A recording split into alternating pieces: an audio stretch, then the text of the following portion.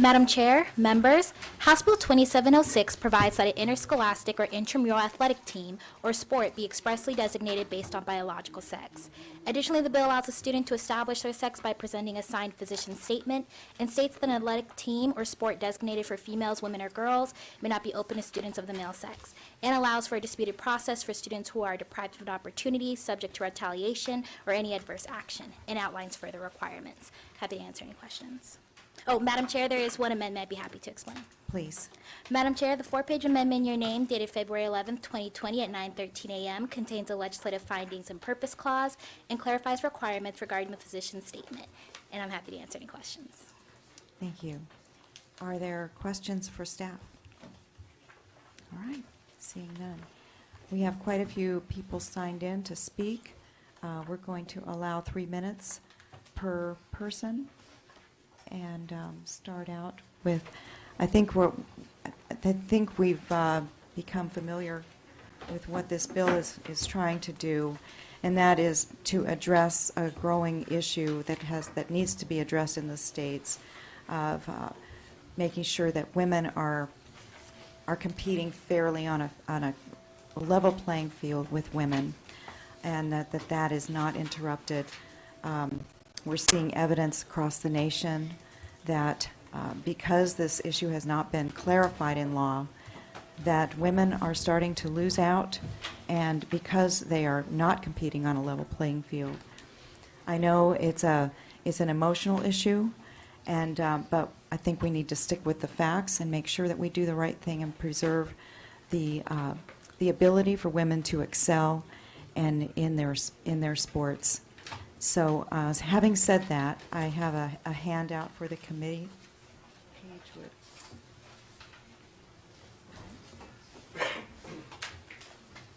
Thank you. And we will start with Tanya Mihailov.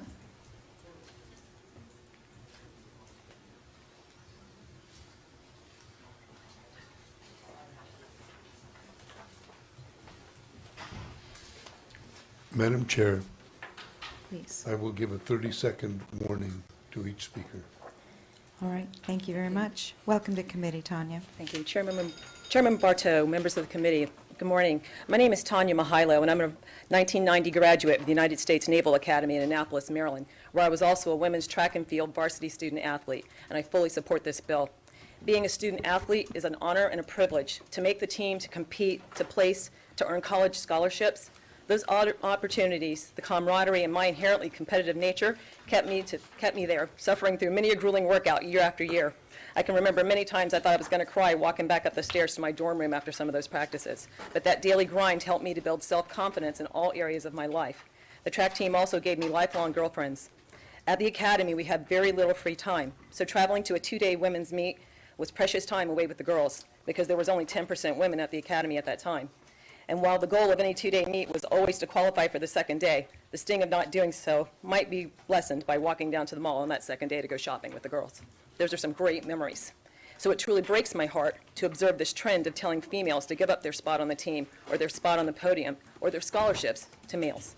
For most of human histories, females were told to give way to males. Women's sports was not always a given. Just like voting, it took a long, hard fight for women to overcome the feelings and objections of males so that we could have an opportunity too. So when I see a female competitor, lose an event to a biological male in her women's sport, I see a step backwards for women. Somehow it doesn't matter that she lost to an athlete that can compete on the male team, but just didn't want to. That's not fair. There's a very real need for separate female-only sports because of the well-documented biological and physiological differences between males and females. That needs to be respected. Even in the military, women's and men's physical fitness standards are necessarily different on the whole. Now, when I was competing, I did come up against some women who were sheer forces of nature. They were bigger, stronger, faster, and I didn't stand a chance against them. But that was okay because it inspired me and it showed me what a woman could do. It did make me work harder to see what I could do. But if I had to suddenly start competing against the guys I was practicing with, especially as a thrower, it would have been soul-crushing. And it would have been frustrating because it would have been so obviously unfair.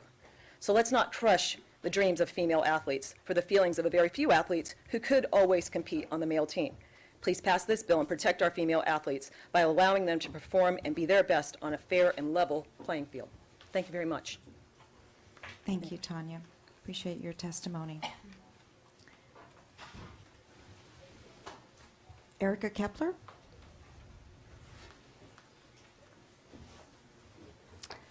Amy Kriz? Oh, Erica, okay. Next up would be Grace Wagner. Madam Chair, members of the committee, thank you for the opportunity to speak this morning. My name is Erica Kepler. First of all, I'd like to say this bill, there's really no problem with this bill to solve. Trans girls out participating in school sports hasn't been a problem in the state, and no one is proposing allowing men to participate in school sports. Trans women simply are not men. This bill is so baseless, I submit that what it's really about is trying to solidify in the public mind the false notion that transgender people are somehow taking something away from them and that we're somehow some kind of threat that needs to be protected from. Nothing could be further from the truth. Transgender people are a struggling minority that are trying to survive in a world that's constantly trying to take something away from us. They take away our employment, our housing, education, health care, survival, and safety. That this bill is really, when you get down to an intent to try to attack people like me, but it's using and hurting kids to do it, and I just find that to be despicable. The creators of this bill would like you to believe that I'm sorry. I thought I would be better than I am. The creators of a bill would like you to believe that a trans girl participating in sports is some kind of a threat because it might mean that someplace, somewhere, some cisgender girl might not win a trophy. But they would. This is terrible. I apologize profusely. But they'd like to claim, they like you to believe that means that the trans child should be marginalized, ostracized, demeaned, and denied a basic educational benefit that their parents' tax dollars and tuition paid for. They hope that you just assume that school sports are about winning. But I submit that in doing that, they're failing the very girls that they're claiming to be protecting. That school sports are simply not about winning. They're about teaching character, teamwork, leadership. They're about social skills. They're about building better adults and citizens. That they should be teaching these girls. It's not whether you win or lose. It's how you play the game. They should be teaching them that good sportsmanship is demonstrated both in winning humbly and losing graciously. These girls should have the opportunity to, down the line, to look back and realize that their fondest memories of school sports was in the friends that they made and the lessons they learned, and not in some trophy. There's no reason the friends they make can't include trans 30 kids. seconds. And it is simply unjustifiable to say that transgender kids shouldn't have the opportunity to make friends and to learn those same lessons as well. This bill is simply an act of bigotry that's trying to attack people like me by hurting kids. And I'm asking you to be decent human beings and vote against this bill. Thank you. Any questions? Thank you for being here. Grace Wagner.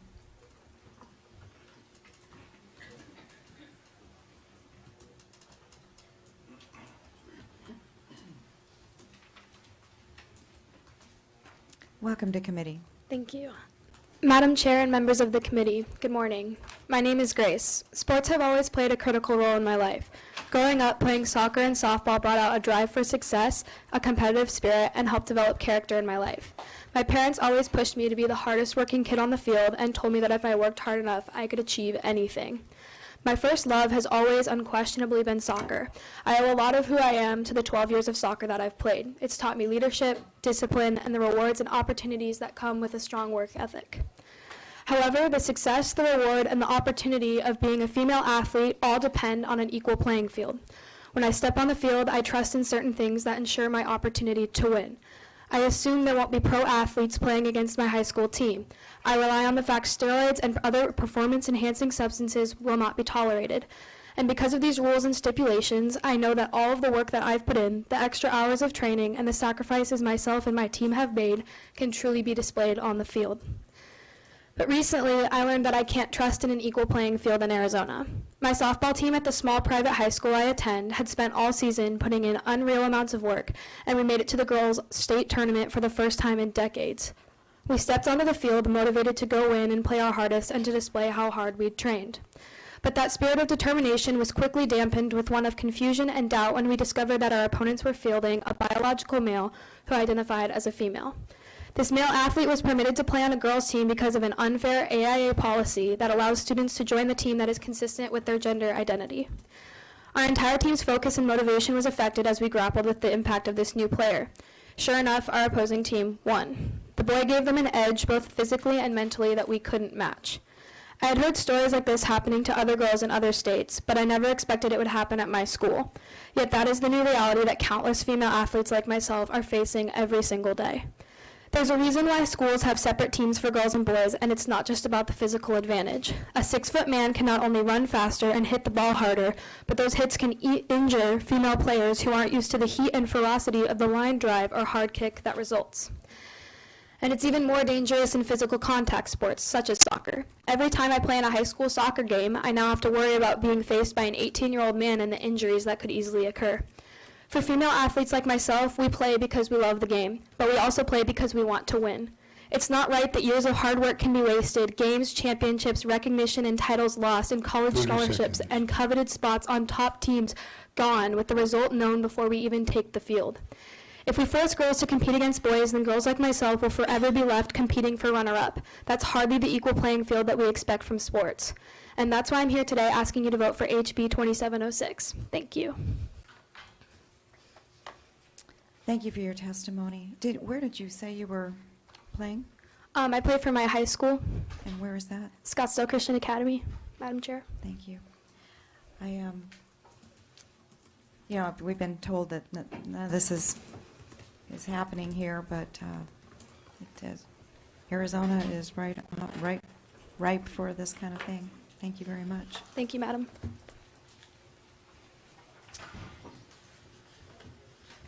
Jeannie Devine?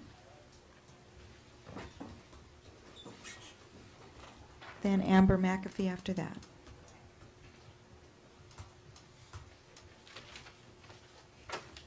Okay, is Jeannie here, not here? How about Andrew Corin?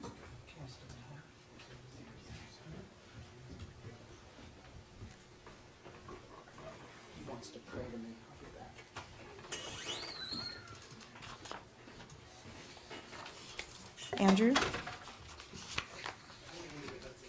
Oh, Amy, I'm sorry. Okay, I thought I had already called you. Sorry about that. I'm sorry.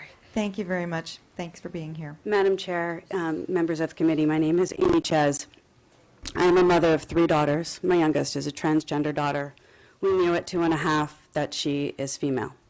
We wanted a boy. We thought we had a boy. But starting at 2.5, we realized that she on the inside is not a boy. She's a girl. We went through many years of understanding what that means. We understand, and I respect everyone in this room to think that because of our assigned anatomy, that's what makes us a man or a woman or a girl or a boy. But as I had to learn as a parent, that simply isn't the case, that gender is far more complex than our genitals. And I will look at you, Madam Chair and members of the committee, that what makes me strong or weak is not my genitals. I am not weak because of them, nor is a man strong because of his. It is the strength of who we are and our character, and understanding the complexity of gender is very important in this discussion. I played sports in high school too. My other daughter is a competitive soccer player, and she is excellent. I know exactly what it feels like, exactly, to watch her play against kids who are bigger and stronger and faster and look more masculine. And knowing how many transgender kids there are, they aren't the transgender kids that she's competing against. They are girls that maybe have more testosterone naturally. They may be anatomically female, but that doesn't mean that they're biologically female. And those girls who are not suppressing their testosterone as they go through puberty do have an unfair advantage in sports. And I agree, it is something we may need to consider, but it has nothing to do with their genitalia. That is the error in our premise in this bill. According to the NCAA, My daughter, as a transgender who's transitioned before puberty, has zero advantage in sports. Zero. And she never will have an advantage in sports, and therefore would play on the female team at the college and professional level. Likewise, if someone who is transitioning after puberty, then if they take testosterone-suppressing hormones for a period of 1 year, all the strength, agility, speed, and advantage we are talking about leaves the body, and that is scientifically proven, and therefore they too can play on the girls' team, and it is fair. What would be unfair would to take my child who's not athletic, not skilled, not strong, and not a 30 great seconds. sports person, and put my child who looks, acts, and behaves as a girl as she has since she was 2 at age 9, and throw her on a boys' team and out her publicly to everyone on that field every time she steps into sports, or just eliminate herself from sports altogether for fear of sheer terror and embarrassment to make the rest of us feel more comfortable, because everyone there would know she doesn't belong. If we want to look at fairness in Time. sports, we need to look at testosterone, not transgender people. Thank you, Madam Chair, and thank you, Representative. Madam Chair, Thank you. question. Mr. Vice Chair. At age 2 years old, you claim that you knew there was a sexual preference other than the birth sex. Generally, psychologists don't think that at 2 years old you can tell. How were you able to tell? Madam Chair, Representative Lawrence, committee members, at 2.5, we were very happy to have a boy. We were the last chance of keeping our ridiculous Ches name going. My apologies. We bought everything boy, all clothing, all toys, all everything boy, and were ecstatic to have a boy. But my child refused to dress, play, or select anything regarding the male gender and was adverse to it. Everything selected and played with was female. I bought more superheroes, and my child put them in the Batman castle. I baked cakes that were Batman when she wanted Minnie Mouse, and I tried to force her to act, play, and be a boy. This went on for years, where at home she could play and grab her sister's clothes and other things and shed her boy clothes the second she would walk in our door, until at 5 years old, at 5, she looked me in the eye and said, "Mommy, how do I get rid of this thing between my legs that doesn't belong there? I'm supposed to have one like yours, not Dad's." She didn't even know anatomy. She knew nothing of the birds and the bees. She just knew that this body part didn't belong. And that's when I sought medical expert help in understanding what it means to be transgender, that it is not something you choose, it's not something you can control, and therefore we must include these kids somehow in sports fairly, and without testosterone, they don't have any advantage. And that's really what this should be about, not targeting people, but making sports fair for all of us to play, including our transgender people. Thank you for your testimony. Thank you. Andrew Cronin?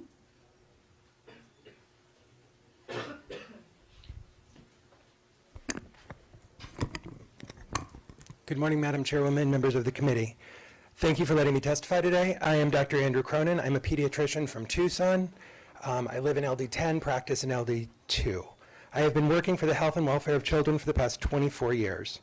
In my practice, I care for about 3,500 youth, ages 0 to 21. Of those children, about 150 identify as transgender. I want the best for all of my kids. I want them all to achieve their potential. That is the best part of being a pediatrician, is that is what we get to do in our jobs, and we care for all children. This bill does not serve any of my patients well. This is not my opinion. This question of transgender girls participating in sports has been examined in depth by organizations including the Arizona Interscholastic Association, the NCAA, and the International Olympic Committee. All of these organizations have rules in place to protect fairness in girls' sports competitions that were created with guidance from leading physicians, coaches, and athletes. These questions also have been scrutinized by the American Academy of Pediatrics, both the Arizona chapter and the national organization representing 60,000 pediatricians worldwide. as well as the American Academy of Family Practitioners, the American College of Sports Medicine, the American Medical Society for Sports Medicine, the American Orthopedic Society for Sports Medicine, and the American Osteopathic Academy. We have found that girls, cisgender and transgender, see physical, social, and mental health benefits of participating in athletic competition. We also know that the International Olympic Committee began to allow transgender athletes to compete in 2004. I would challenge anyone to name a transgender woman who has won a medal at the Olympics in the last 16 years. The NCAA started in 2010 to allow transgender women. In that time, one transgender woman in a Division II school has won a title above the local level. The story that really caught everyone's attention was in Connecticut, where two transgender girls came in first and second in the 100-meter. They shattered records. What doesn't get mentioned in these stories is the best that either of them finished in any other competition was 7th in the 200-meter. Other than that, they finished very far back. This has nothing to do with their gender identity. This bill is purporting to solve a problem that honestly doesn't exist. 30 seconds. In addition, the way this bill is written, any girl who wins a sport could be subjected to expensive blood work and invasive medical exams if anyone involved felt she had an unfair competitive advantage, that she wasn't really a girl.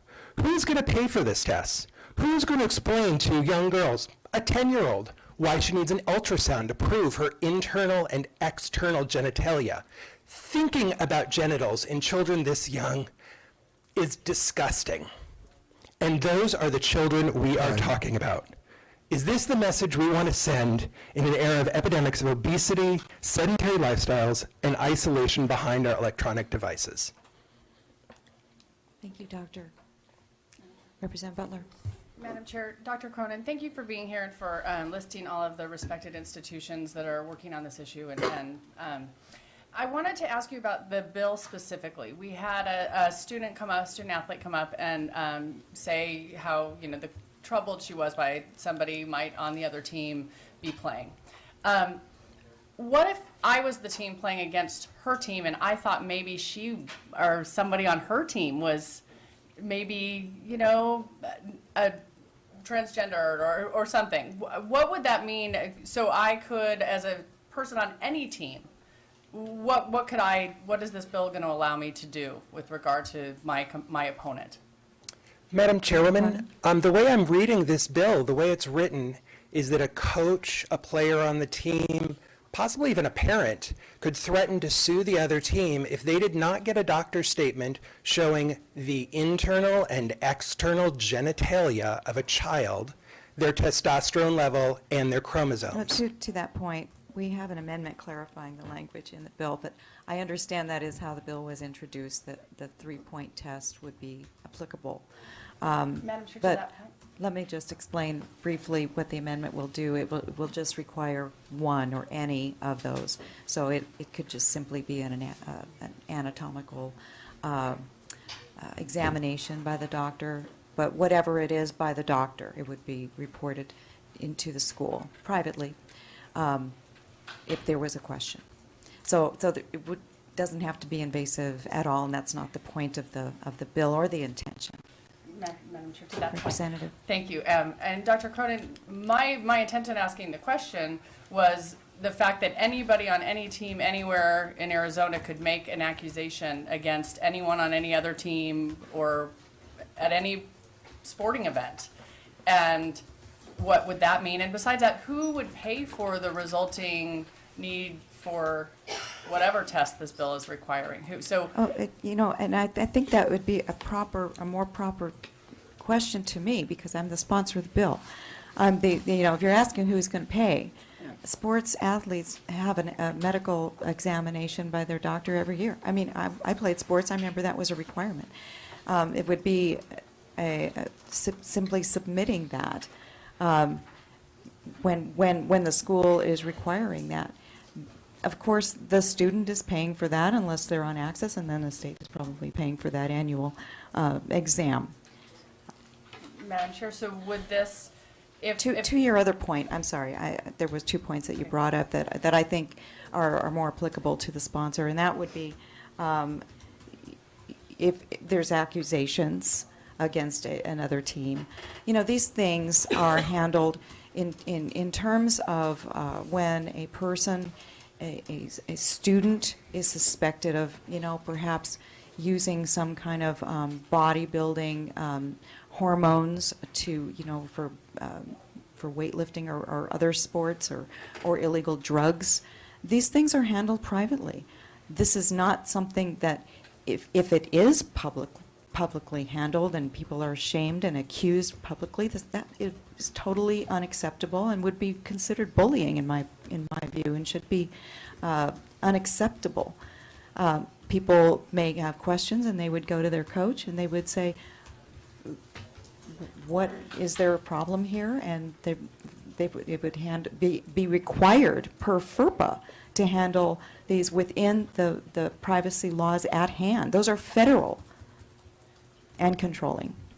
Madam Chair, just last question, though. What the bill is doing is allowing anybody in the state of Arizona who's participating in sports at the high school or college level to make an accusation against any opponent, and then to require that opponent to prove at somebody's expense, I'm not sure who, to Again, prove asked and that answered, Representative Butler. You're asking the exact same asking- questions. Madam Chair, I'm Can we sorry. move on? We have. I'm just we asking you have to clarify. 20 does- people signed in to speak, plus.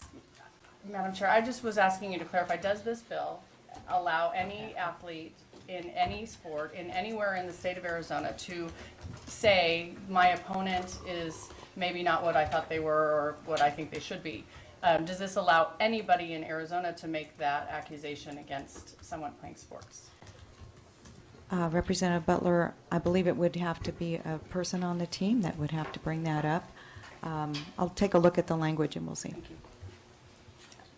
Representative Powers Handley, and then Mrs. Hernandez. Thank you, Madam Chair. So I know that trans people take different types of hormones. I'm not up on all what you take when for different types of outcomes. But so I wanted to ask if the hormones that a transgender girl would take, would they be considered performance-enhancing drugs on a sports team? Because that was brought up before. Dr. Cronin. Madam Chairman, great question. Actually, the hormones that transgender girls are given have been shown in a number of studies to decrease their physical abilities. There's been a number of Olympic athletes who have transitioned who before and afterwards have been studied, most notably at in a lab here in ASU. That have shown a considerable drop in performance abilities. So it actually would be considered performance-harming drugs if they're on estrogen. I don't think that was the question you were asking. You were asking whether performance-enhancing drugs would fit into the, or No. those would fall into the performance-enhancing drugs? Yeah, my Category? question was, I know that they take hormones, but I wanted to know if those hormones would be considered performance-enhancing drugs. My tongue's not working. I think he answered the question properly. Oh, Thank you. Okay, all right. Representative Hernandez. Madam Chair, I had a question, and it was based on the question that Kelly Butler just asked. You said suspect if a player is either what they say they are or not. So were you saying that anybody can suspect, like a parent or a team player? Because I will tell you, I played women's league soccer in Tucson, and I grew up playing soccer my entire life. And there were many, and I used to be a tomboy, and there were many girls on that team who easily someone could suspect or say they look this way or they don't look that way. So I just want to clarify, were you saying that that is left open for anybody to make that accusation? Well, I would think it would be determined by somebody on the team. That would be the point. I'm not sure how the bill is written. We'll have to look at that. I wouldn't expect somebody outside the team would make that accusation or Then I have a have that question. would have a concern. Okay. Madam Chair, Please. I have a question. I'm sorry. Did I? catch your name. Sorry. Cronin. Okay, so I just had a quick question. Could you explain to us a little more about what it is to be transgender? And do you have patients that you've worked with who? Representative Hernandez, we really need to stay with the bill. We have so many But people it's signed in. exactly about transgender people that we're talking about. So I'd Yes. like for him to explain if possible. He was very, very targeted to the bill and how it would affect Transgender transgender people. in the sports. Correct. So if Um, we are we're trying to pass a bill that we are questioning what people decide or choose to be, I think it's important for us to understand that specifically because it's specifically about transgender people. As long as we can keep it narrowed. Thank you. Thank you, Doctor. Madam Chairwoman, transgender is a definition of someone whose gender identity, their internal sense of who they are, is different from what they are assigned by a doctor at birth. It is something that can be seen as young as about 2.5 to 3 years old, which is when everyone agrees that children know what their gender is. And some people will then be transgender. They may have no puberty from their birth puberty at all and never be exposed to testosterone if they're a trans girl. Does that? And I actually wanted to thank you for that, the amendment you were talking about, because if it's any one of the three, then a transgender girl whose testosterone is suppressed could participate in sports. And I appreciate that. Thank you. Representative Butler. Madam Chair, thank you, Dr. Cronin. You mentioned the Arizona Interscholastic Association. Do you have experience working with them and their current process for that they undertake if anyone is in this situation and a school is in this situation, and can you speak to that?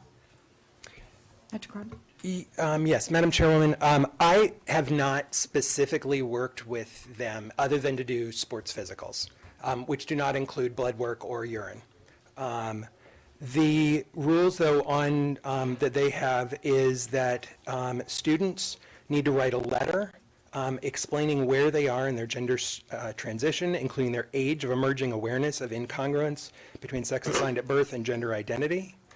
They have to talk about whether they have participated in sports previously, and if they were allowed to participate as their identified gender and what that experience was like, any other information they want to share, a letter of support from the student's parent or guardian, a letter of support from a school administrator, and a letter of support from a qualified healthcare provider. They then have to go before the Gender Identity Eligibility Committee, which is a subcommittee of the AI Sports Medicine Advisory Committee. And the committee may request an in-person meeting with the student, parents, or guardian, and they will review on a case-by-case basis the documentation, decide whether the request is appropriate, not motivated by an improper purpose, and there are no adverse health risks to the athlete. And then they can decide whether or not to support or deny their participation in sports. Representative Butler. Madam Chair, Dr. Cronin, thank you. It sounds like a robust process already in place. Just for everyone's information, we were trying to reach out to the Arizona Interscholastic Association, and they were not telling us what I wanted to know from them. They were not responding to requests, but what I wanted to know from them was how often they have been in, have they evaluated this situation? How often has a student athlete come to them? Do you know, Dr. Cronin, how many times that this, I think you said it was the Gender Identity Eligibility Subcommittee. Do they undertake this, this consideration often? Again, this is, the numbers may become more obvious over time, but we know that it only takes one right now to harm a woman's chances on any team, whether it's in Arizona or Connecticut or another state. I don't think the numbers are relevant to this discussion at this point. Madam Chair. Representative Hernandez. Madam Chair, to that point, the answer is actually none because none have been filed. So we're trying to solve an issue that there's no issue. I just wanted to make that point because 0 have been filed. Madam Chair. Representative Knapp. I think we heard testimony that it is an issue. Thank you. Thank you. Other questions for Dr. Cronin? Seeing none, thank you for being here. Thank you, Madam Chairwoman. I think at this point, I'm going to read two young women submitted testimony. They were not able to be here in person, but their stories were alluded to, and so I think it's relevant that we enter them into the record. One is the young woman, Selena Soul.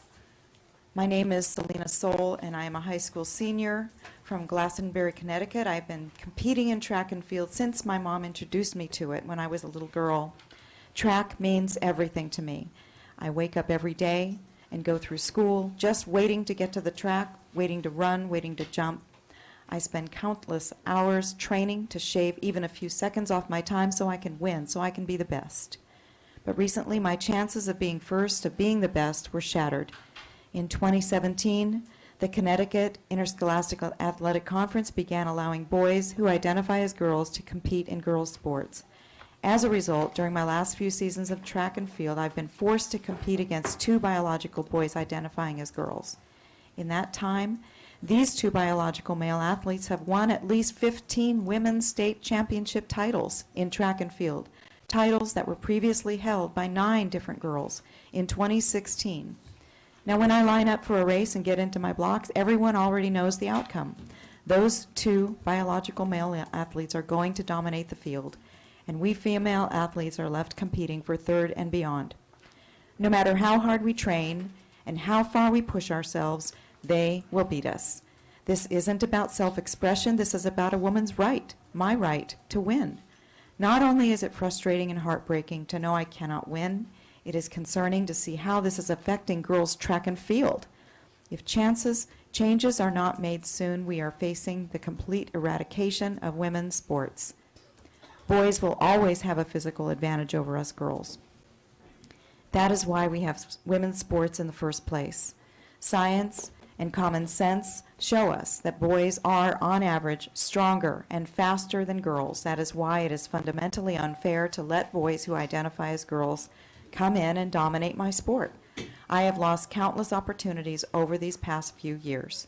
I have lost opportunities to compete on world-class tracks, and I have lost opportunities to win titles. Last year, I was denied the chance to compete at the New England Regional Championship. I missed advancing to the next level of competition in the 55-meter dash by just 2 spots that were taken by biological males. Because they were permitted to participate in a girls' division, I was forced to become a spectator in my own sport. I also missed out on chances to compete in front of college coaches and compete for college scholarships. It can be difficult to showcase my talents to coaches from around the country who often only look at the results to see who came in the top spots. For instance, on January 4th, 2020, I lost to one of the biological boys identifying as a girl in the 55-meter dash. This biological male athlete took first place, bumping me from second place to third. I worry how many college recruiters who only have a limited number of scholarships and slots on college track teams to award will skip over my name and the names of other female athletes and only looked at the name at the top of those results, a name that belongs to a biological male athlete. Female athletes deserve the same opportunity as boys to excel and chase our dreams. Allowing male athletes to compete in girls' sports shatters those dreams and strips away opportunities that so many of us have spent years working to obtain. I encourage you to pass House Bill 2706 because I don't want other girls to have to go through the same pain, frustration, and discouragement that I and many Connecticut and New England girls have been going through for the past several years. No one thinks it is fair, but everyone is afraid of retaliation from the media, other kids at school, other coaches, and other athletes. I'm just trying to make sure that young girls don't have to face the same pain that I have felt. No matter how hard I train, I won't be able to reach first place. At the end of the day, fairness doesn't exist in my sport. I urge you to pass House Bill 2706 to guarantee girls in Arizona have a level playing field. Women fought long and hard to earn equal athletic opportunities. You have the chance today to protect and save women's sports. Sounds like a hurting young woman to me. Madam Chair, have a question. Representative Hernandez. Is this person a resident of Arizona, a constituent of yours? She is Representative, this is from Selena Soul. She is one of the athletes that was alluded to in Connecticut who is suing right now, her athletic So she's not association. Arizona-based. No, but the point is, this can happen in one season. One season. And Madam Chair, And so, girls may not be at risk right now, but we don't know that. We just don't know that. Madam Chair, And Arizona is one of many states addressing this because of what's happening in New England right now. Madam Chair, Please. are you aware that currently in Arizona, women can participate in male sports? Because I'll just very quickly, I was a wrestling manager when I was in high school, and we had women competing all the time. So are you aware of that? Yes, And there's no issue there? no issue. Women are not advantaged in male sports, which is why Title IX came to be, to set them aside and give them the opportunities that they deserve. And to It that doesn't point, go the other way. are you aware that the women also compete with males Yes. when they're in wrestling? So you're saying that those that are competing always lose? I'm trying to figure out, because I don't see where it's, in your view, okay for women to participate in male sports and there's no issue there. I'm trying to figure that out. We're talking about saving women's sports. If women want to participate in men's sports, that's not at issue. They're not threatening or a safety threat to males as a general rule. That's what this bill is trying to do, protect women. We have Vanessa Goldberg.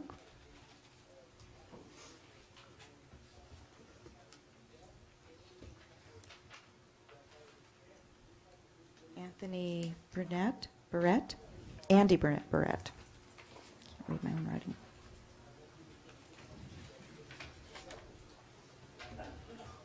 Tori Roberg.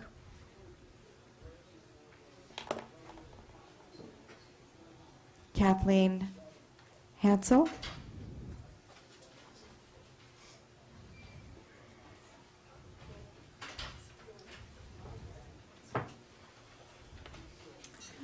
Welcome to committee. Thank you.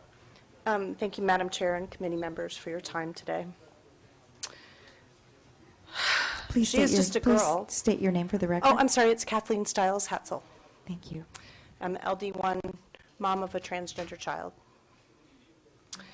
She is just a girl who loves to run. For her, it's not about winning a trophy or a medal. She runs because she loves to meet other people like her who do the same thing. She loves running new courses and relishes training for a goal of running faster for each time she runs a new race. If this bill passes, she will no longer be able to compete. No longer will she hear the crack of the starting gun, launch herself into a burst of her gazelle-like speed, her long hair flying behind her. She will not get the opportunity to congratulate the girls who beat her or offer water to the girls running in behind her. People know nothing about her.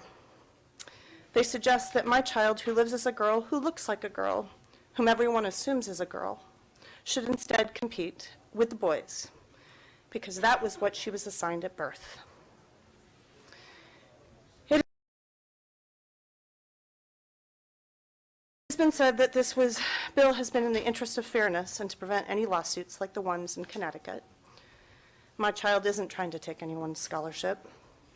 My daughter and kids like her are required to be on hormone blockers, at least in the public schools, for at least a year before they undertake the process of competing as the gender in which they identify. Simply put, the hormone blockers block testosterone, the very thing that you're fearing. This is done to mitigate any unfair advantage. So there's already a process in place, really rendering this bill unnecessary. Our daughter's experience has taught us so much. We have learned what acceptance truly means. We have had to witness our daughter's courage and bravery. Unfortunately, we've also learned what discrimination, ignorance, and fear looks like.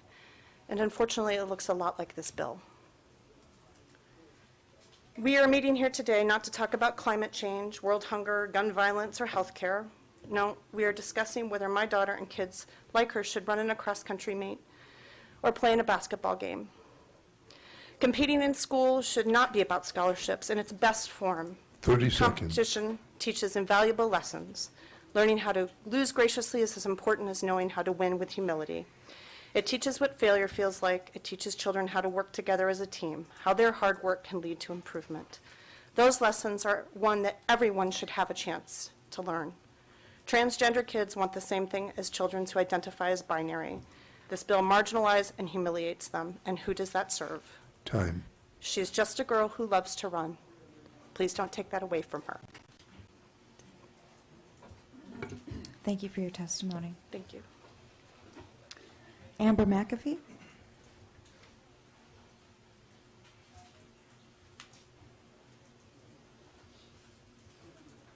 Then Lupe Diaz after that. Is Amber here?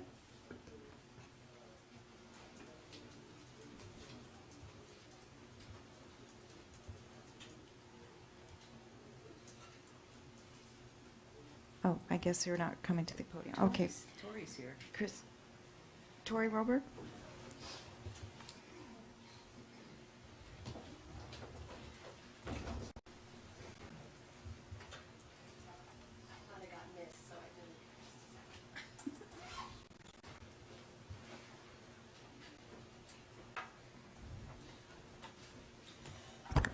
Thank you, Madam Chair, members of the committee. For the record, my name is Tori Roberg. I'm here in respectful opposition to the bill on behalf of the Secular Coalition for Arizona. We oppose this bill because we know that this is the latest in a series of Christian nationalist and hate group created bills that have been spread throughout the country. Madam Chair. Point of order. I support Miss- this bill, and I will not be spoken to from the podium that way unless you permit it, but I don't see any reason to. I agree. Please refrain from name calling, Okay, Madam Chair, members of the committee. casting dispersions. Thank you. Thank you. Thank you for allowing me to continue, Madam Chair, members of the committee. Representative? It's not allowed. Thank you. Thank you. Well, the Secular Coalition for Arizona cares about this bill because we believe that this is public policy rooted in religious beliefs. And as I've said to this committee many times, this is not a place for government to be putting the religious beliefs of certain policymakers into public policy that affects everyone. This bill solves no documented problem and has no scientific basis. We know that transgender athletes have already participated in Arizona intramural teams for years. Regulations already exist which thoroughly vet transgender students for their sincerity in wishing to participate on teams consistent with their gender identity. The only result of this bill will be to intensify discrimination against transgender students in Arizona school athletics programs and harm an already vulnerable population of young people. We know that this will result in additional bullying of these children. 54% of those who were out or perceived as transgender in K through 12 were verbally harassed. We know 24% have been physically attacked. 17% left a K through 12 school because the mistreatment was so bad. Do we really need to single them out any further? Conversely, studies show the ability to participate fully in school life is critical for transgender students' well-being during adolescence. Having the opportunity to participate in sports results in positive outcomes for all students. We should care about all students. Better grades, greater homework completion, higher educational and occupational aspirations, and improved self-esteem. 30 seconds. The Secular Coalition for Arizona begs you to care about these kids too. Thank you. Thank you. Amber McAfee, Lupe Diaz, Denise Osborne, Christine Sees,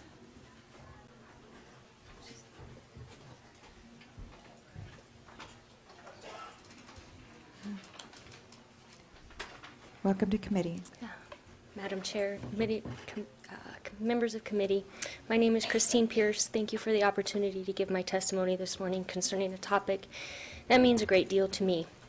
I have been involved in athletics since I was 6 years old. I have been blessed to have athletic abilities, and I love all sports. Fast-pitch softball was my favorite sport. I knew when I was in junior high that I wanted to play softball and take it as far competitively as I could. That was the collegiate level. I worked hard throughout high school, and I was fortunate to be offered a college scholarship. A dream come true. I took it. At the college level, we won the World Series for fast-pitch softball, another dream come true, and I have a championship ring for that claim to fame. I learned so many of life's lessons on a softball field, and I would have been devastated if those opportunities had been taken from me by competing against a male.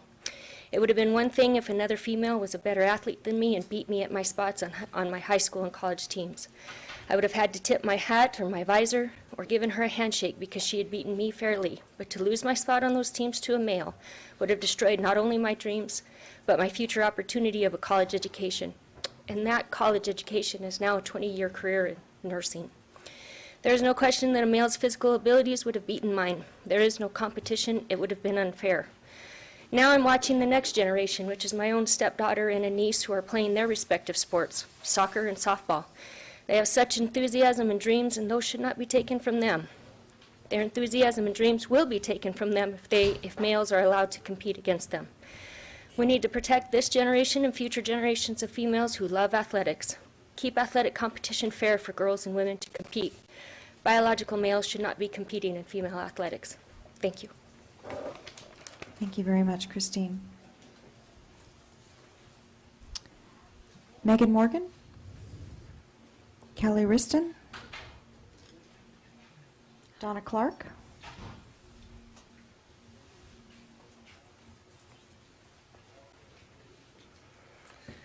Thank you, Madam Chair, and members for allowing me to speak. My name is Donna Clark, and I am a mother of a transgender girl who is 10 years old. One of the things I see in this is that this bill ignores some of the science-based back to evidence. There are many, I saw you cited in the bill that says that there's performance gaps, boys versus girls, and that literally doesn't happen until age 13. You'll see in the charts that you've even proposed that onset of puberty is when that starts to change.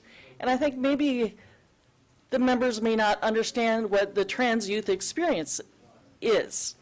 So my child, in order to, as other people have said, to stop puberty from happening, will take hormone blockers, and that's exactly what will happen because she is horrified to think that she will develop into a male. She is a sporty person and is not very good, but she goes out there and plays her guts out whenever she has the opportunity.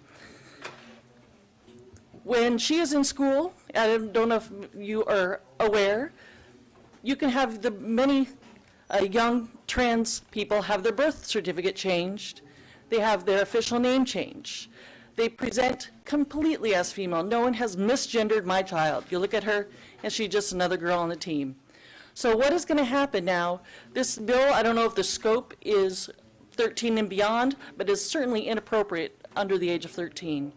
Once she's taken these hormones, she still is presenting as female. So how is the gatekeeping going to work? Is it going to be they can't participate on the team? The coach will not even know that she is not biologically female. Her birth certificate shows female, her name change is female. So is there someone going to say, well, I don't know, you look like you might be male, and that might bother some of your constituents who have, as Member Hernandez mentioned, may have masculine type presentation. And then you're going to have to ask that person's parents to go and take them to a doctor and prove they're female. I think a lawyer might then start hanging out their shingle and say, hey, this is a great new niche market for me because this is going to be quite a big lucrative niche for me to do. As someone mentioned before, the point of sports is to allow fair competition for fair participation. 45 million children participate in sports. 0.01% are the elite. And this is across the country. Transgender kids, females, deserve to be part of the fairness of this committee's wishes to be able to participate with their peers. Thank you for your testimony. Any questions? Any questions? Seeing none. Christine Pierce? Oh, I'm sorry, I didn't mark you off. Vanessa Anspaugh?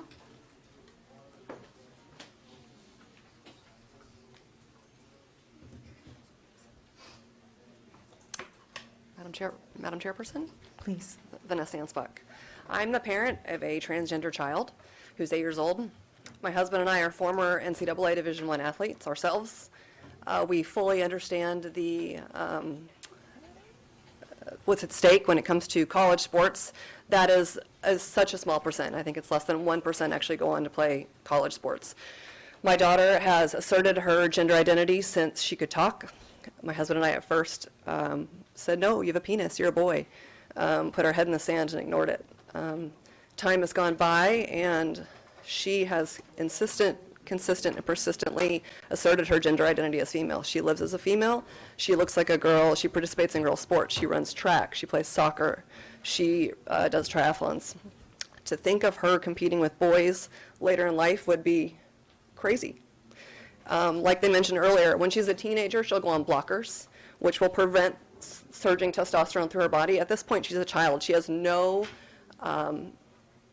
advantage in sports at this point in time, and as she gets older, like they mentioned, the puberty blockers will block the testosterone. She'll never go through male puberty. She'll never develop an Adam's apple, facial hair. None of those things will happen. In fact, as she becomes a later teenager, she'll go on estrogen, which, as mentioned, medical research shows will actually suppress her athletic abilities. This bill does nothing but harm her and her ability to play sports. Sports is a gift that everyone should be able to participate in. Everyone can benefit from it, and she should absolutely be able to participate with girls just like she is. Thank you very much for your testimony. I think it's important to bring out, it's been mentioned several times that there are studies that prove that when people go on these hormone blockers, that levels the playing field. And the fact is, the science is showing the opposite. It's not doing the trick. When you look at the 2019 rigorous study by the Karolinska Institute in Sweden, they came to this conclusion. It found that opposite sex hormones did not alter the athletic enhancing effects of testosterone on the male body. There is a real difference. You know, when you look at the facts, and I did provide the fact sheet to the members on the committee, it's pretty stark. You know, the difference between males and females is obvious to look at generally, but scientifically, biologically, men produce 570% more testosterone than women do, leading to major differences between the sexes in muscle complexion, bone thickness, skeletal muscle mass, and red blood count. Women produce more estrogen than men do, which leads to higher body fat and less lean muscle. Men produce more type 2 muscle fibers, the fast twitch muscles, than they do type 1 muscle fibers, slow twitch, which gives men more power than women and helps make men stronger and faster. These are, science is what it is. And some of the science, the research that's been brought up, not specific today, but that I've seen on Facebook and other media throughout this conversation, they're not viable studies. We have to look at the ones that are real. Madam Chair. Representative Butler. Thank you, Madam Chair. To that point, you've passed out a handout and you've read a letter from people somewhere who are foisting this issue upon us in Arizona. Who are the people that are behind Representative this? Butler, Well, who are the people that are behind Representative that Butler, I will not have that foisting this issue upon us. I brought the bill, and I believe I'm serving my constituents well by doing that. To that Nothing was foisted I upon me. support this bill. You can blame me. Okay. I'm hoisting it upon Madam you. Chair, Representative that point- Allen, I just want Do to you know have a who question? is behind the handout that we were given as a formal handout here in committee and where this has come from. To that point, It looks like genderresourceguide.com. to that point. Representative. Yeah, and I've looked up the website, and it actually provides a PDF that you can download.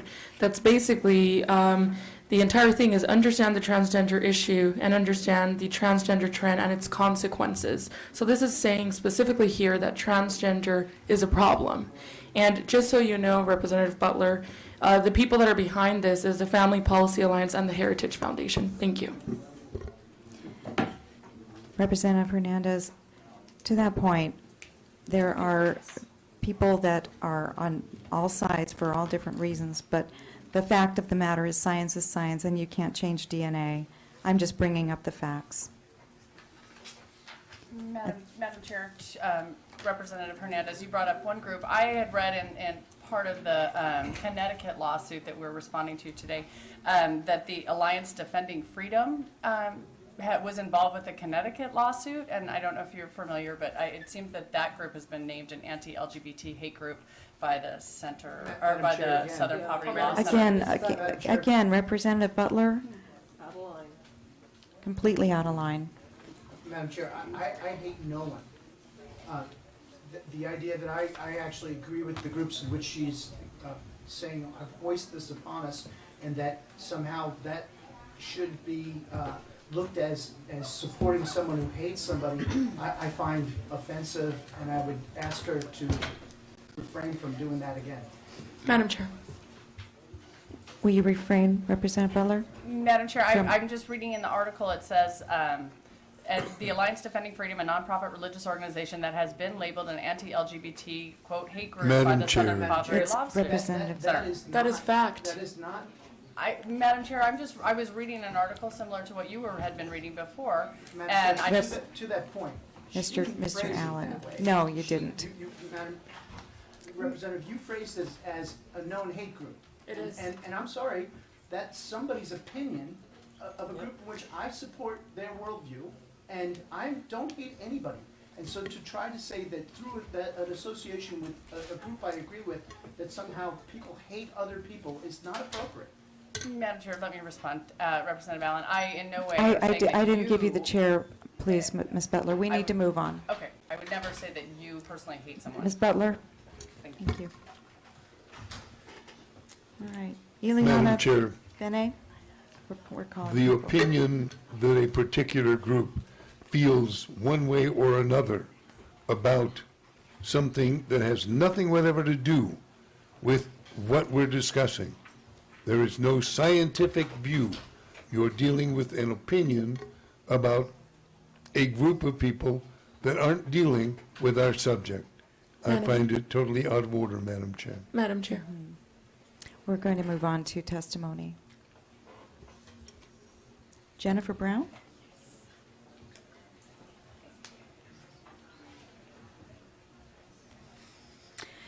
Good morning, Madam Chair, members of the committee. Thank you for the opportunity to speak to you today. My name is Jennifer Brown, and I'm the very proud parent of two amazing children. The story I tell today is not mine, but that of my 19-year-old daughters. We'll use her first initial, K. She'd be here today, but she's busy at one of our fine universities here in Arizona. Anyway, Kay came out to her father and me as transgender in the late winter of her freshman year of high school when we were living in Fairfax County, Virginia, which is, of course, in suburban Washington, D.C. She was already participating on our high school's men's crew team. It was her first year on the team, and she was loving the sport. But she was fearful that she wouldn't be able to continue rowing if she came out to her teammates, so we urged her to continue rowing in the men's boat until the following year. Kay made her social transition to living as a woman over the summer, and with her school administration support, she flourished in her new identity. She used the girls' restroom at school and the girls' locker room for PE. When crew practices began in the winter, she joined the women's team. With the support of her high school's athletic director, we petitioned the Virginia High School Athletic Association to allow her to row on the women's team. They ruled in our favor. While I cannot say that participating on the women's team changed everything for Kay, I can say that at a time when she hated everything about her body, rowing crew was the one thing her body was doing right. As we were suppressing puberty and even beginning female hormones, it gave her a much-needed physical outlet for stress and anxiety. It also allowed her to be part of a group of girls, as one of the girls, for the very first time, which was incredibly important to her psychological well-being. If my daughter had been forced to row in the men's team, she would have quit the sport with our full support. She would have felt completely out of place on the men's team, and her personal safety would have been in question. Instead, she thrived on the camaraderie and competition the women's team offered her. All young people should have the opportunity to participate in interscholastic sports. That's why I thoroughly reject this bill. Chairperson Bartow, my family live in your district. If you would like to meet my daughter and discuss this further, we would be more than happy to do so. I'm looking forward to any and all 30 questions. seconds. Thank you. Thank you for your testimony. I'm glad she's doing so well. She's amazing. She's attending university on a full academic scholarship. Great. Amanda Paris?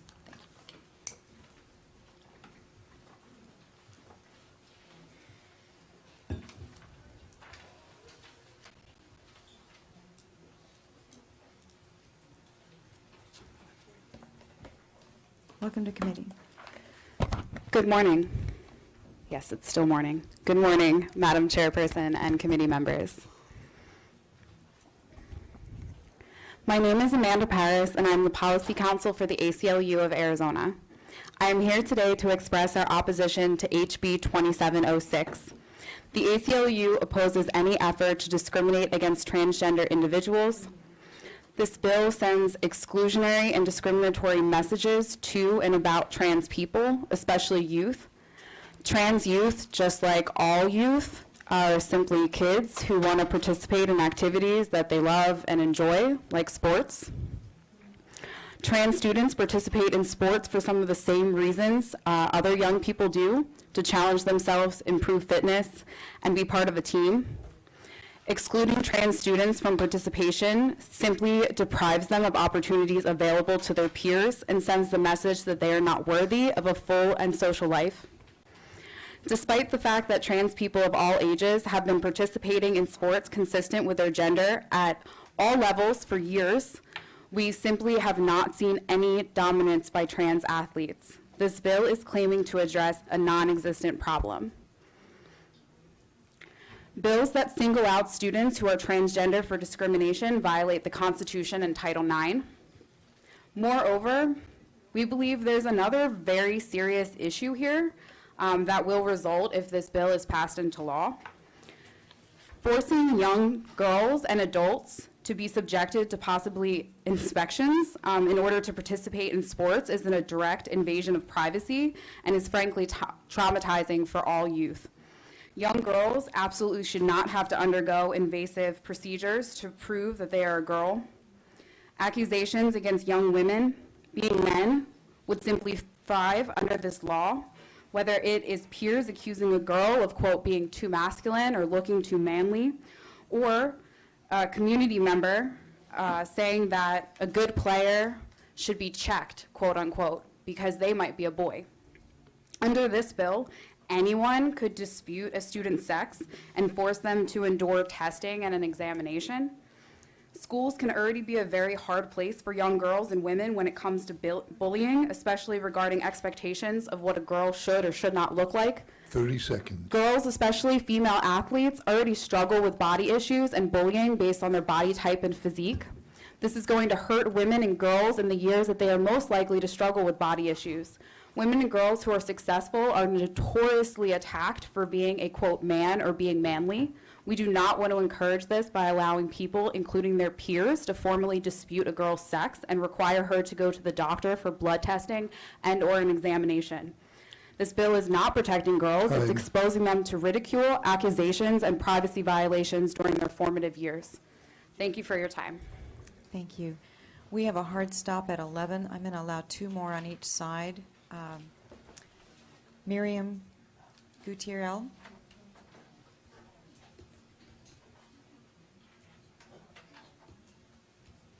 Welcome. Good morning, Madam Chair and committee members. My name is Miriam Gutierrez. I'm a grandmother and a mom, and I've competed in athletics most of my life. After college, I didn't compete there, but in my later years, in my 40s, I started competing in powerlifting, which has become a very popular sport across the U.S. One of the things that I took into account as I was starting to compete at that later age was that I was going to be competing against women who might not have had some of the issues I did with injuries and obstacles that I had to overcome to be able to compete at that age. So just from that perspective alone, I can tell you that I can only imagine how some of our young people feel when they are impacted by having to compete against a male, because I don't know how I would feel, or I could tell you exactly how I'd feel. If I knew that I had to compete against a male, I would not enter the sport that I'm in today because of their sheer strength that they have and the advantages they have. We're seeing this across the country and across the world right now, where biological males are competing against females. The passage of Title IX in 1972 allowed women to compete in sports. Women were finally able to attend college on sports scholarships and compete at high levels for the first time. I was a child during those years. Although I'm not an expert in this field, I can say with certainty that there's an abundance of research that shows there are significant differences between males and females. Males have more muscle mass, greater bone density, and even more heart and lung capacity, which makes them stronger and faster, in addition to a greater level of testosterone. Scientific studies have shown that growth and strength made during puberty creates advantages that remain even if the athlete transitions to a female. Surgeries and hormones can't turn back the clock enough. And I can't express that enough. The suppression hormones can't turn back the clock on puberty. The physical advantages that biologicals have over women are great. Men have a greater degree of faster twitch muscle mass, which you mentioned earlier, and those typically produce the explosive movements. For those athletes that are in strength sports like weightlifting, powerlifting, throwing, shot put, discus, pole vault, 30 sprinting seconds. even, there's a clear advantage there. They also tend to have larger internal organs, larger lungs and heart result in a greater oxygen intake. The result is that biological men have higher levels of hemoglobin that carries more oxygen in the blood and in turn carries more oxygen to the muscles. If biological males are able to compete against biological females, it won't be long before males win every female competition and hold all the records. Females will in effect be pushed out of competition because they were born female. Thank you for your time. Thank you, Miriam. Questions? Thank you for being here. Thank you. Someone who hasn't spoken yet on the against side, who's here? I've named a lot of people. Okay. How about you two in the front row?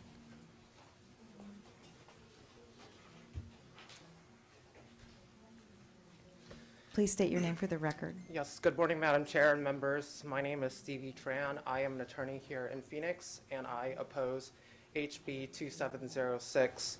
I've read the legislative intent behind this bill, and I believe that the language of the bill itself is too broad and completely misses the intended purpose. The language of this bill can easily be abused and is designed to be a legal sword, potentially subjecting young children to very traumatic, costly medical procedures based upon athletic rivalries that have nothing to do with anyone's gender. So I do want to point out, as Member Butler did ask earlier, under the language of the bill, there's very few limitations on who may actually file a private cause of action. Under subsection E, it says any student who is deprived of an athletic opportunity. And under subsection G, it says any eligible institution that suffers any direct or indirect harm.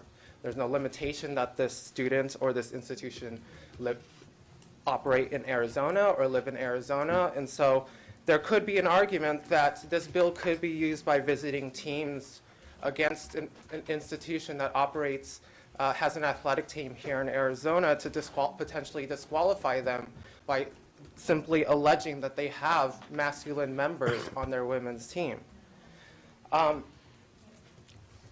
so I do want to point out that the practical reality of this bill, as I've read the language and the types of conversations I would have to have with potential clients about this bill, this statute requires families in our community to subject their young girls to invasive medical procedures to prove that they are a girl. They can do so by one of three ways. They can undergo physical examination to prove that she has both the correct external but also internal genitalia. I don't know how that internal examination occurs, but I believe that that would be quite intrusive for a young girl. She may also undergo blood testing to prove that she has what the bill says normal levels of testosterone, or that she undergo genetic testing so that she can prove her genetic makeup. I understand that there's an amendment to limit the three categories to making an either-or test, but I would submit 30 that seconds. making an either-or test doesn't actually completely misses the mark even more, because a student could then just submit normal levels of hormones without any other, checking off any other items on this bill.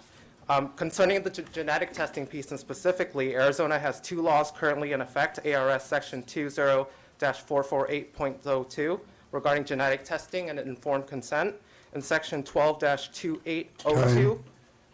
Please finish your thought. Yes, regarding confidentiality of genetic testing. My concern is that this bill seems to do away with the very strict written consent requirements set forth by these two laws before anyone, let alone a young girl, is subjected to genetic testing, and there's no explanation within the intent. Please wrap up. Yes, or the language of the bill about how this bill respects the privacy rights related to HIPAA, medical information, and genetic testing, Ma'am. or how schools who handle this information are required to safeguard the genetic information of our young girls. And so Thank I you. ask the committee And members to vote no. thank you for bringing up those points. I think all of those are non-issues, actually, but I wouldn't want them to be concerns, because anybody who's alleging they wouldn't necessarily automatically be discounted or disqualified. So there is a process in terms of another team coming to the state. An invasive medical procedure, we've fixed that with the amendment, and especially the last point that you brought up, I think that too is already covered under FERPA and informed consent. So none of those will be violated. But thank you for your testimony. Representative Powers-Handley. Thank you, Representative Bartow and Ms. Tran, and I'm not sure if my question is for her or for the sponsor, but I think that she brought up some unintended consequences that I had not thought about. I already knew this was one of those anybody can complain bills, but the idea that an institution from out of state who is not connected to what's going on can actually come in and start a lawsuit and say that these girls have to be tested. Is that true? Because that's something that I had not thought about with this. And I think that opens up a lot of unnecessary lawsuits and a lot of complications to sports. Member, is that question for me? If you can answer it, I'm not sure. The Go way ahead. that I read the language, it says any. There's no limitation as to where this entity must operate, where the person must reside. It's any eligible institution, any student. So I assume And that if they lose Representative against Powers-Handley, yes, it would controlling law in Arizona. But would we put that in the bill then? Because it does not say Arizona institution right now, right? Attention, members, staff, and guests. The speaker respectfully asks that committees complete their labors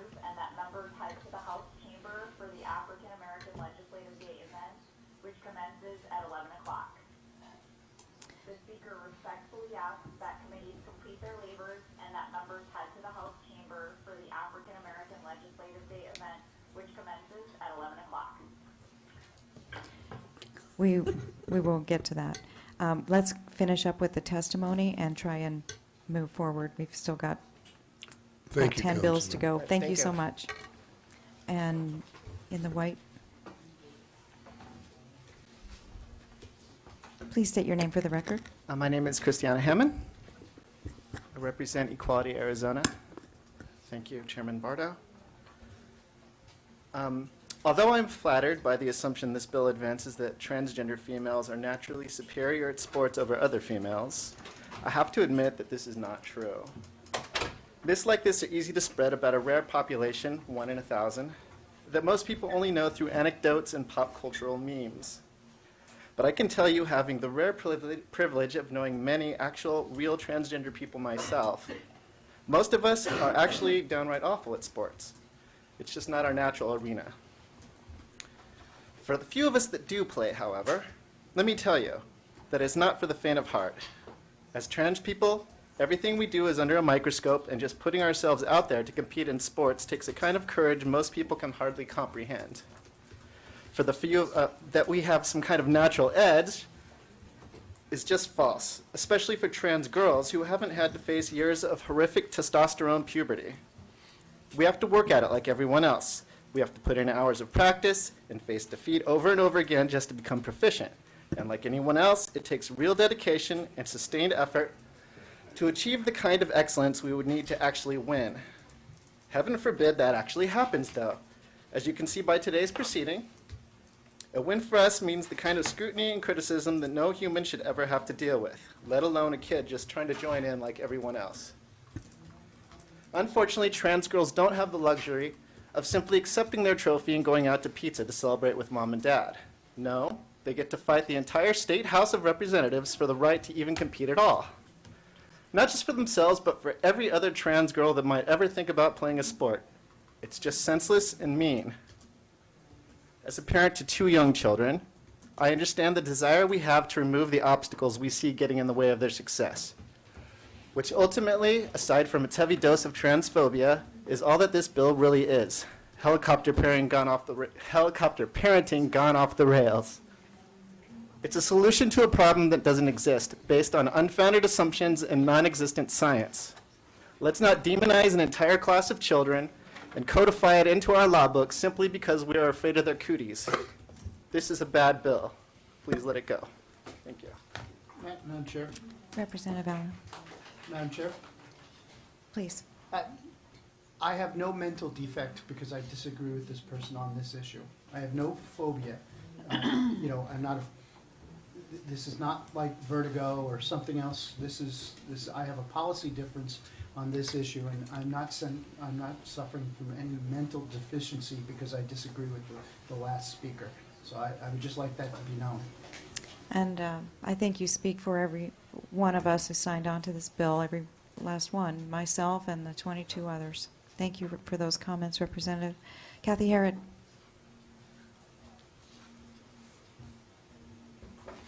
Good morning, Madam Chairman, members of the committee. My name is Kathy Herod. I am president of Center for Arizona Policy. In 1971-72 school year, 7% of high school athletes were girls. In 2010 to 2011, 41% of high school athletes were girls. The difference, Title IX passing in 1972 with the purpose to ensure that women and girls had equal opportunities in education and that they were given more opportunity to play organized sports. This is what this bill is about. In a Supreme Court case, United States versus Virginia, the court recognized that sex classifications may be used to compensate women and, quote, to advance full development of the talent and capacities of our nation's people. The full development of the talent and capacities of our nation's people is in the context of sports and athletics in this bill. The reality is that discrimination against girls directly violates the requirements of Title IX. Treating girls differently regarding a matter so fundamentally to the experience of sports, the chance to be champions, is inconsistent with Title IX's mandate of equal opportunity for both sexes. Consider some of these differences. The net height used for women's volleyball is more than 7 inches lower than used for men's volleyball. Golf tees are different for males and females. The hurdle height for high school girls' hurdle events is less than that for males. The circumference of a standard women's basketball is less than that for a male. We have over and again, high school shot put, it's 36% heavier for boys than it is for girls. Regarding the issue of puberty blockers, I have here that I would be happy to submit copies to the committee. An expert declaration in a Title IX complaint before the U.S. Department of Education by Gregory Brown, a Ph.D. At the Department of Kinesiology and Sports Sciences at the University of Nebraska, Kearney. He teaches exercise physiology classes, and he says, quote, biological male physiology is the basis for the performance advantage that men or adolescent boys have over women or adolescent girls in almost all athletic contests. Administration of androgen inhibitors and cross-sex hormones to men or adolescent boys and administration of testosterone to women or adolescent girls does not eliminate the performance advantage of men or adolescent boys over women or adolescent girls in almost all athletic contests. In short summary, men and adolescent boys perform better in almost all sports than women and adolescent girls because of their inherent physiological advantages that develop. In general, men and adolescent boys can run 30 faster, seconds. output more physical powers, jump higher, and exercise greater physical endurance than men and adolescent girls. And with that, Madam Chair, I thank you for your introduction, sponsorship of this bill, and I'd be happy to answer any questions. Thank you. I was wondering if you could answer the out-of-state question about if an out-of-state institution was here to Representative Powers-Handley's question.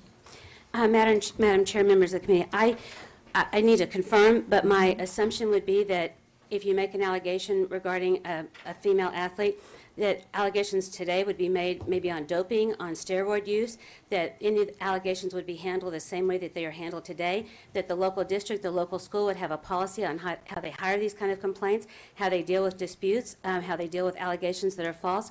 And so there surely are policies in place right now for how schools handle these issues, and it would be not unlike what happens with any kind of doping or steroid type of use. That would be my understanding. Thank you. Representative Powers-Handley. Thank you, Madam Chair. So I could see that on the school end, it would be handled the same, but I guess my question was, based on Ms. Tran's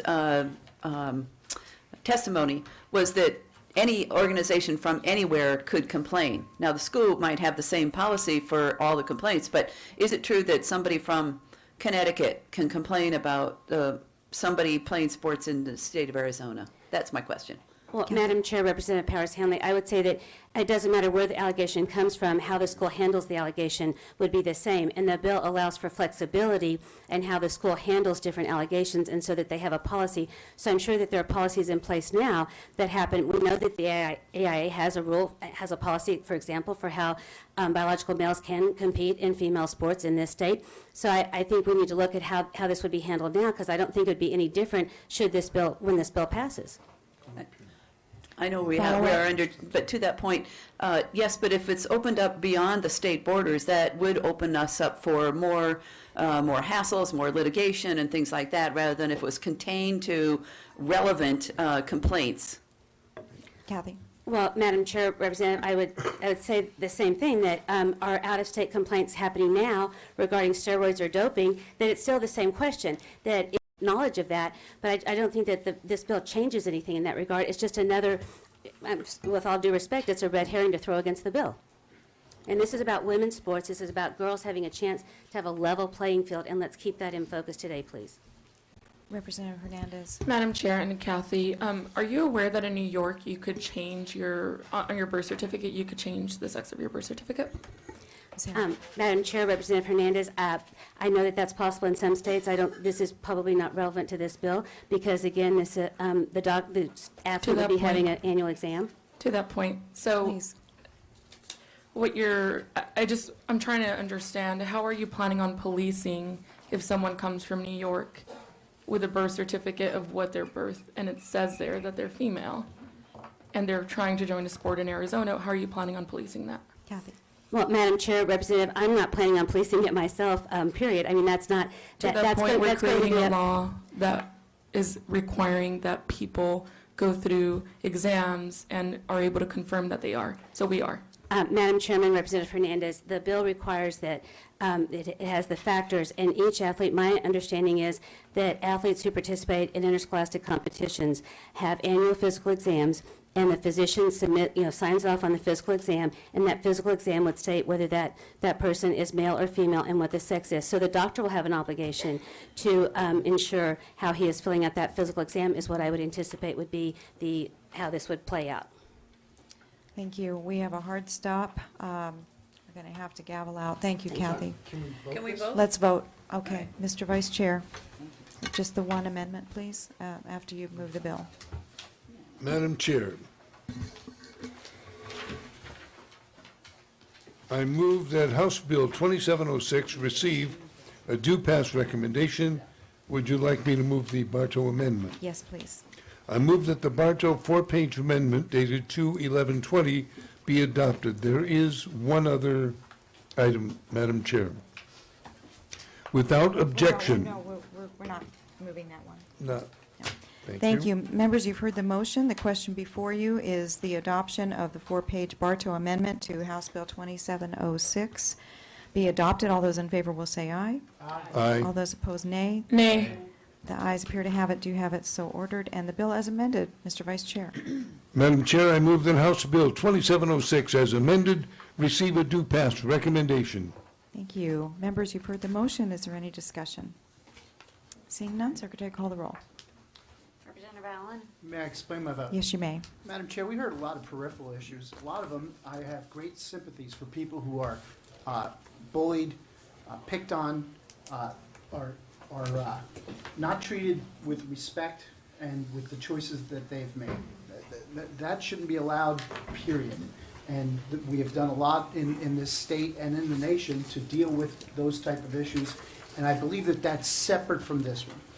Having three sisters who grew up during the rolling out of Title IX after the 1970s or into the 1970s, having my sister who played on collegiate teams at the highest level, state and national rankings in several sports, played some professional tennis, much to the chagrin of my father's budget.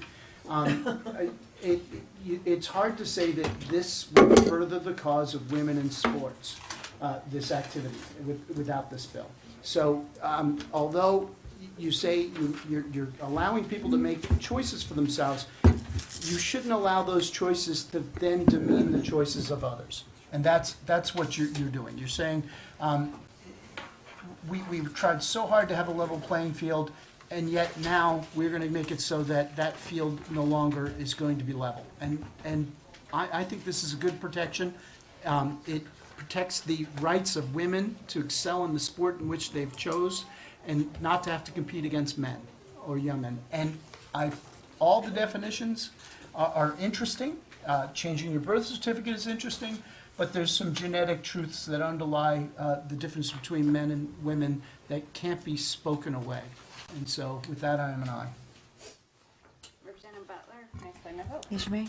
I want to thank all of the families that came and talked about their personal experiences and that of their children, and how much this bill would be, I believe, damaging and really extremely hurtful to children who are just trying to play sports in Arizona.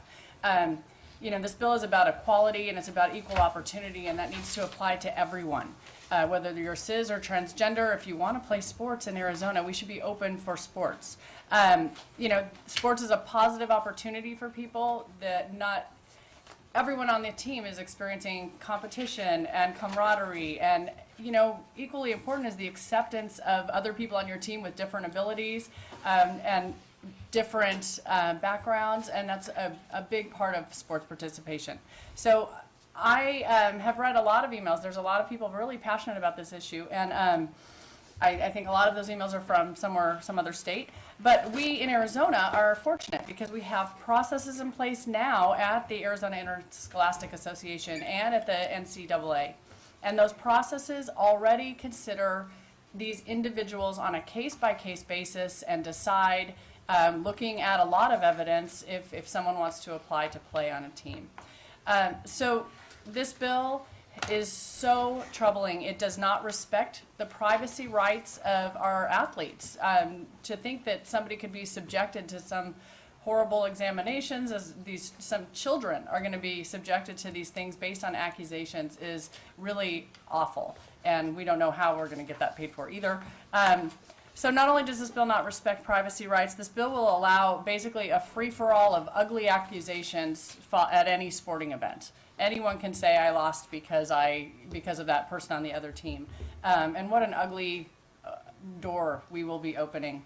And this bill will mean just simply another black eye for Arizona as we advance another anti-equality measure. And this bill, this measure and the idea that we even are undertaking this topic it's just unnecessary, and in my view it's harmful and divisive, and I am voting no. Representative Griffin? Aye.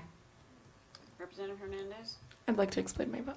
Please. Madam Chair and members, I want to first and foremost start by thanking all of the really brave people who are here in this room today, who have driven up from Tucson and from my district, because I know and I see you.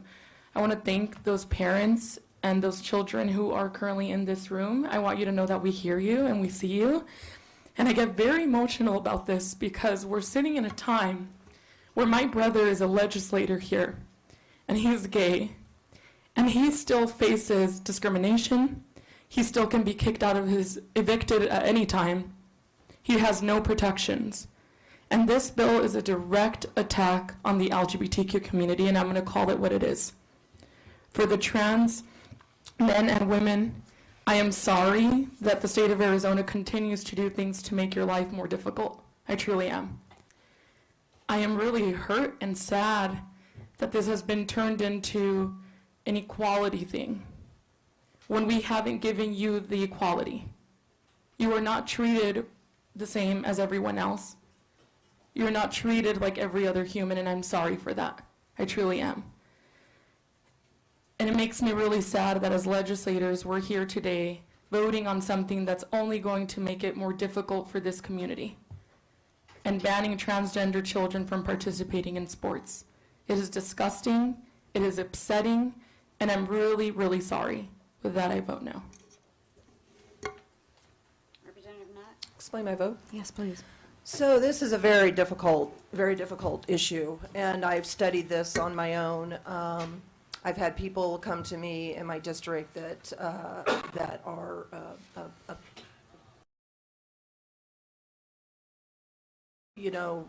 struggle with this, and so please know that this is nothing against anyone. I'm supporting this bill, but I'm supporting it, as Mr. Allen said, we allow one, then we're disallowing another. We're taking away equality. So how can we do that to where it's good for everyone is a very difficult, and I've made a lot of notes, I have a lot here, but we do. So it's just know that it's not an easy decision. And as Ms. Hernandez said, I do hear you, I do hear the testimonies, and so, but with that, I'm a yes. Representative Powers Hanley? No. Representative Shaw? No. Representative Lawrence? Comment, please, Madam Chair. Please. This bill does not prevent transgender people from participating in sports. It doesn't prevent transgender from participating in athletic events. What it says is you participate in the athletic event to which you are genetically resigned. I've spoken to so many parents in the past week, and my heart goes out to them. There is nothing I could say to them other than, I feel for you, I am sad for you, but we're not dealing with the fact that you're defending your transgender child. You don't have to defend a transgender child to me. I have a son. I wish he was a sports kid. He's not. I grew up living with sports, all of them, high school, college. I repeat, this is not preventing transgender people from participating in sports. I vote aye. Representative Bardo? And I would just echo that. That's what this bill is about, is making women's sports an equal, a level playing field. A level playing field for women that is being challenged now because males are participating. It's as simple as that. Sports has typically always made distinctions, some based on weight, some on age. This is just another scientifically based distinction. They are all designed to level the playing field. And as Representative Lawrence said, it doesn't prohibit anyone from playing sports. The legislation simply addresses which teams an athlete may play on. I also want to thank those that came to testify, especially those that came to testify for the bill. It took great courage to do that because it's very politically incorrect now to stand up and say, this is something that needs to be fixed here for the sake of women. You're standing up for women. A lot of women's feelings are hurt because of this. There's a lot of damage going on because of this situation being unaddressed. And to the point about AIA protocols already being in place and settling the issue, these protocols, not one of the requirements by the AIA addresses physical differences. There's no testing, testosterone level requirement, nothing addressing the physical advantages. The requirements are all letters of support, affirming the student's motivation and desire to identify as a girl, nothing more. One other thing I just wanted to reiterate, that's been a constant accusation that this is somehow an invasion of privacy. That couldn't be further from the truth. It's a matter of biology and simply a letter from the doctor. All privacy rights are respected. All people should be respected in and out of sports. And I vote aye.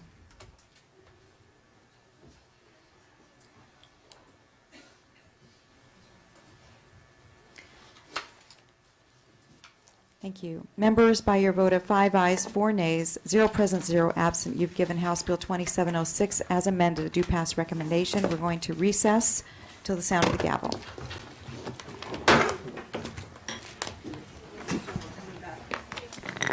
We're coming back by that.